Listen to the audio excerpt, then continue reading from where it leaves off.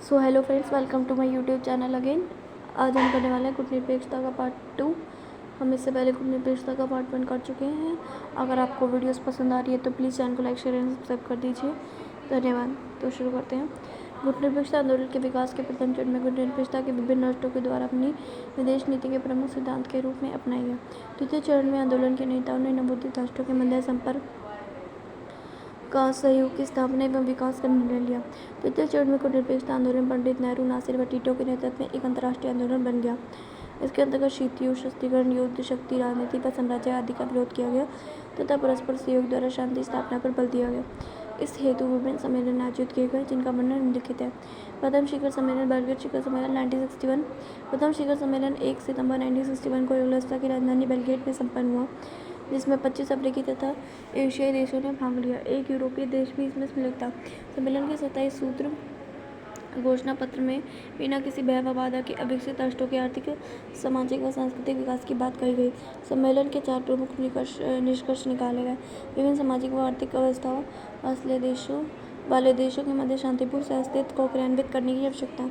नए स्वतंत्र राष्ट्रों की प्रगति हेतु भौतिक व सांस्कृतिक व्यवस्थाओं के अंतर्राष्ट्रीय सहयोग का विस्तार। साम्राज्यवाद एवं निवेशवाद के कारण उत्पन्न आर्थिक असंतुलन को मिटाना। विभिन्न समस्याओं के हल हेतु शीघ्रतम आवश्यक कार्रवाई। द्वितीय शिखर सम्मेलन काहिरा शिखर सम्मेलन 1964। गुटनिरपेक्षता राष्ट्रों का द्वितीय शिखर सम्मेलन 5 से 10 अक्टूबर 1964 तक काहिरा में हुआ, जिसमें 46 राज्य सम्मिलित हुए। अंतर्राष्ट्रीय परिस्थितियों की समीक्षा के उपरांत एक घोषणा पत्र अपनाया गया, जिसको शीर्षक था शांति तथा अंतर्राष्ट्रीय सहयोग का कार्यक्रम। इसमें स्वतंत्रता, समानता, न्याय और हस्तक्षेप तथा एवं शांतिपूर्ण सह अस्तित्व के सिद्धांतों को अपनाया गया। इस सम्मेलन में अंतर्राष्ट्रीय शांति एवं विवेक को बढ़ावा देने का नया उद्देश्य भी अपनाया गया। तृतीय शिखर सम्मेलन ल्यूस्का का शिखर सम्मेलन 1970। गुटनिरपेक्षता राष्ट्रों का तृतीय सम्मेलन जाम्बिया की राजधानी ल्यूस्का में सितंबर 1970 में संपन्न हुआ, जिसमें 54 सदस्य देशों एवं 9 प्रेषकों ने भाग लिया। इसमें प्रथम बार विकासशील देशों ने आपसी आर्थिक सहयोग पर विचार हुआ। सम्मेलन का घोषणा पत्र था गुटनिरपेक्षता तथा आर्थिक प्रगति। अंतर्राष्ट्रीय संबंधों में गुटनिरपेक्षता के औचित्य पर भी विचार विमर्श किया गया। उपनिवेशवाद को समाप्त करने के कारण दक्षिण अफ्रीका तथा पुर्तगाल के साथ संबंध तोड़ने का निर्णय किया गया। चतुर्थ शिखर सम्मेलन अल्जीरिया शिखर सम्मेलन 1973। चतुर्थ गुटनिरपेक्ष शिखर सम्मेलन अल्जीरिया की राजधानी अल्जीरियस में 5 से 9 सितंबर 1973 तक हुआ, जिसमें 76 सदस्य देशों तथा 9 प्रेषकों ने भाग लिया। इस समय गुटनिरपेक्ष आंदोलन के सदस्य विश्व जनसंख्या की बहुसंख्या का प्रतिनिधित्व करते थे। इस सम्मेलन में विशिष्ट अतिथि के रूप में संयुक्त राष्ट्र संघ के महासचिव डॉक्टर कुर्ट बालदीन ने भाग लिया। सम्मेलन में दोनों महाशक्तियों के मध्य बढ़ते तनाव शौधिल्य का स्वागत किया गया। साम्राज्यवाद, उपनिवेशवाद की निंदा की गई तथा विवादों के शांतिपूर्ण निपटारे पर बल दिया गया। आर्थिक शोषण को समाप्त करने एवं धनी व निर्धन राज्यों के मध्य अंतर को कम करने की आवश्यकता पर बल दिया गया। विकासशील राष्ट्रों ने प्राकृतिक संसाधनों को राष्ट्रीयकरण करने एवं आंतरिक आर्थिक क्रियाओं को नियंत्रित करने का निश्चय किया गया। बहुराष्ट्रीय निगमों की निंदा की गई। 5वां शिखर सम्मेलन कोलंबो शिखर सम्मेलन 1976। 16 अगस्त से 19 अगस्त 1976 के मध्य होने वाला कोलंबो शिखर सम्मेलन एशिया में होने वाला प्रथम शिखर सम्मेलन था। इसमें 86 सदस्य देशों, 22 प्रेषकों एवं 7 अतिथि प्रतिनिधियों ने भाग लिया। इस सम्मेलन में प्रथम बार अफ्रीका व लैटिन अमेरिका के देशों ने एक बड़ी संख्या में भाग लिया। सम्मेलन में संयुक्त राष्ट्र संघ की सुरक्षा परिषद ने निषेधाधिकार की समाप्ति तथा यूएन चार्टर में संशोधन की मांग की गई। एक नवीन एवं न्यायपूर्ण अंतर्राष्ट्रीय आर्थिक व्यवस्था की स्थापना की बात कही गई। सम्मेलन में एक समन्वय कार्यालय की स्थापना किया जाना था निश्चय हुआ, जिसकी प्रथम बैठक 1977 में दिल्ली में संपन्न हुई। छठा शिखर सम्मेलन हवाना शिखर सम्मेलन 1979। 3 से 9 सितंबर 1979 तक क्यूबा की राजधानी हवाना में छठा गुटनिरपेक्ष सम्मेलन संपन्न हुआ। यह लैटिन अमेरिका में होने वाला प्रथम शिखर सम्मेलन था।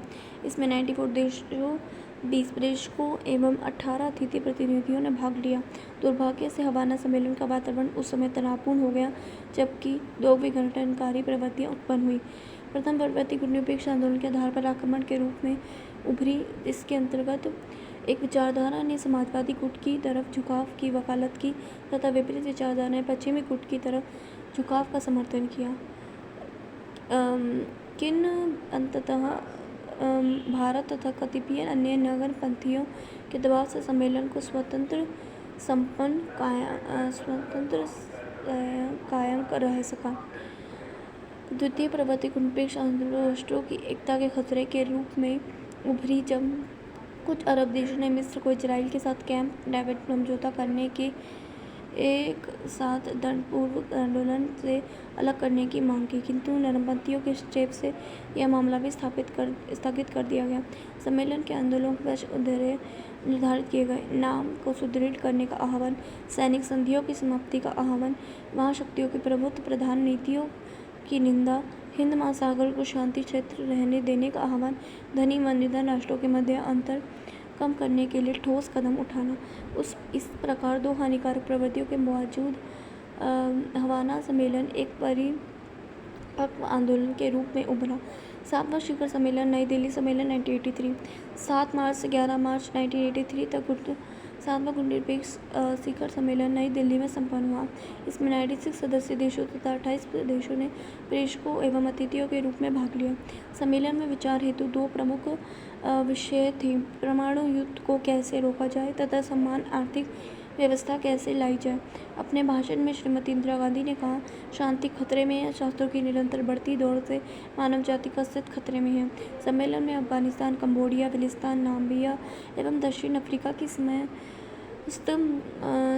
पर विचार विमर्श हुआ। ईरान इराक युद्ध समाप्त करने की अपील की गई तथा विकासशील देशों में साधनों के तर्कसंगत तथा समान बंटवारे पर भी बल दिया गया।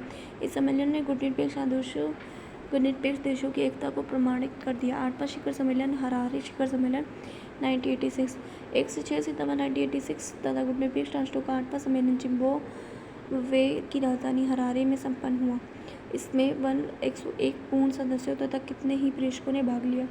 इस समय आंदोलन की रजत जयंती भी थी। इस सम्मेलन में संपूर्ण ध्यान दक्षिणी अफ्रीका की नस्लवादी सरकार द्वारा अपनाए गए प्रजावादी पार्थक्य के विरुद्ध संघर्ष पर केंद्रित किया गया। इसमें दक्षिण अफ्रीकाई एकता कोष की भी स्थापना की गई। इस सम्मेलन में दक्षिण अफ्रीका के नस्लवाद के विरुद्ध कई पग उठाए गए। इस आंदोलन में अफगानिस्तान, कंबोडिया, ईरान, इराक युद्ध, फिलिस्तीन आदि की समस्याओं पर पुनः विचार विमर्श किया गया। शीत युद्ध तथा शक्ति राजनीति से पृथक रहने का दृढ़ निश्चय व्यक्त किया गया। 9वां शिखर सम्मेलन बेलग्रेड शिखर सम्मेलन 1989 गुटनिरपेक्ष राष्ट्रों का 9वां शिखर सम्मेलन सितंबर 1989 में यूगोस्लाविया की राजधानी बेलग्रेड में संपन्न हुआ। इसमें 98 सदस्यों, 15 प्रेषकों एवं 38 अतिथियों ने भाग लिया। इस सम्मेलन में विशेष रूप से नवीन अंतर्राष्ट्रीय आर्थिक व्यवस्था के मामले पर विचार विमर्श किया गया। सम्मेलन में परस्पर निर्भर विश्व की अवधारणा को बार बार दोहराया गया। पर्यावरण से संबंधित समस्या पर भी विचार विमर्श किया गया। इसके अतिरिक्त विश्व अर्थव्यवस्था को अधिक विस्तृत आधार देने का समर्थन किया गया। गुटनिरपेक्ष राष्ट्रों के इस शिखर सम्मेलन में सोवियत संघ को छोड़कर पूर्वी यूरोप के लगभग सभी देश उपस्थित थे। इसमें ध्रुवीकरण की अपेक्षा बहुध्रुवीकरण की ओर बढ़ रही प्रवृत्ति दृष्टिगोचर हुई। 10वां शिखर सम्मेलन जकार्ता शिखर सम्मेलन 1992 1 से 6 सितंबर 1992 तक इंडोनेशिया की राजधानी जकार्ता में 10वां गुटनिरपेक्ष शिखर सम्मेलन संपन्न हुआ। इसमें 108 सदस्यों ने भाग लिया। राजनीतिक तथा आर्थिक विषयों पर भारत द्वारा दिए गए सुझावों को स्वीकार किया गया। बोस्निया तथा हेर्जेगोविना की स्थिति पर आम सहमति व्यक्त की गई। नाम का एक उच्च स्तरीय संचालन समूह स्थापित करने की बात कही गई। कुवैत की प्रभुसत्ता, स्वतंत्रता तथा एकता की पुनः स्थापना का स्वागत किया गया। सोमालिया के झगड़े पर विचार विमर्श हुआ। परमाणु निरस्त्रीकरण, आतंकवाद की समाप्ति, हस्तक्षेप की नीति, विश्व अर्थव्यवस्था जैसे महत्वपूर्ण मुद्दों पर भी विचार किया गया।